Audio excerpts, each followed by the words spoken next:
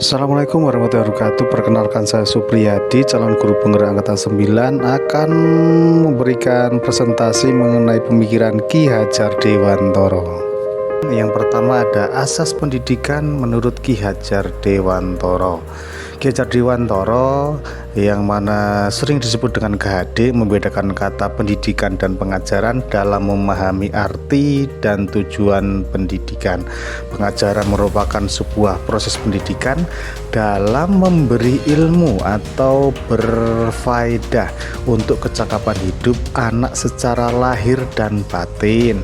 Sedangkan pendidikan adalah memberi tuntutan terhadap segala kekuatan kodrat yang dimiliki anak agar ia mampu mencapai keselamatan dan kebahagiaan yang setinggi-tingginya, baik sebagai seorang manusia maupun sebagai anggota masyarakat.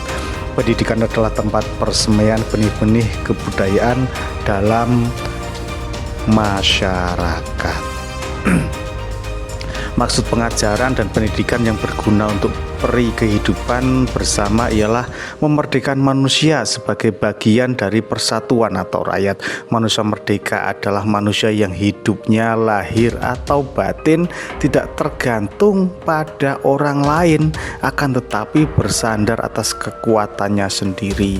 Pendidikan menciptakan ruang bagi murid untuk bertumbuh secara utuh agar mampu memuliakan dirinya dan orang lain, merdeka secara batin dan menjadi mandiri, merdeka secara lahir. Kekuatan diri atau kodrat yang dimiliki menuntun murid menjadi cakap mengatur hidupnya dengan tanpa perintah orang lain.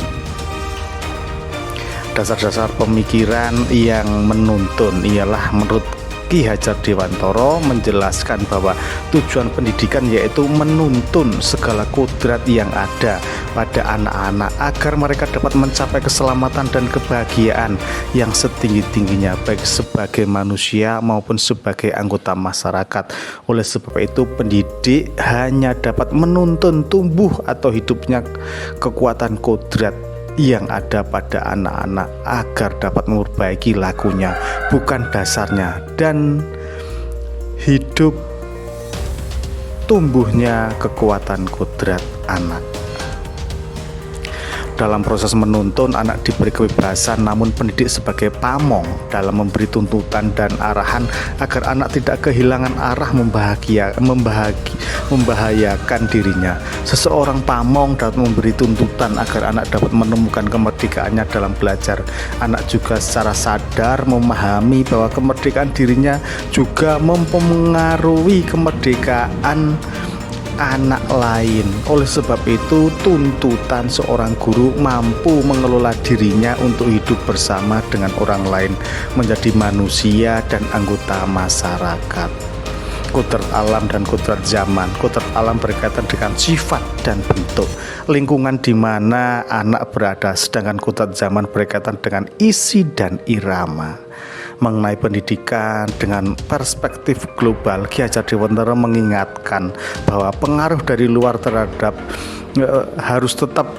harus disaring dengan tetap mengutamakan kearifan lokal sosial budaya Indonesia. Oleh sebab itu, isi dan irama yang dimaksudkan oleh Ki Hajar Dewantara adalah muatan atau konten pengetahuan yang diadopsi sejatinya tidak bertentangan dengan nilai-nilai kemanusiaan dan konteks sosial budaya yang ada di Indonesia. Kekuatan sosial budaya Indonesia yang beragam dapat menjadi kekuatan kodrat alam dan zaman dalam mendidik.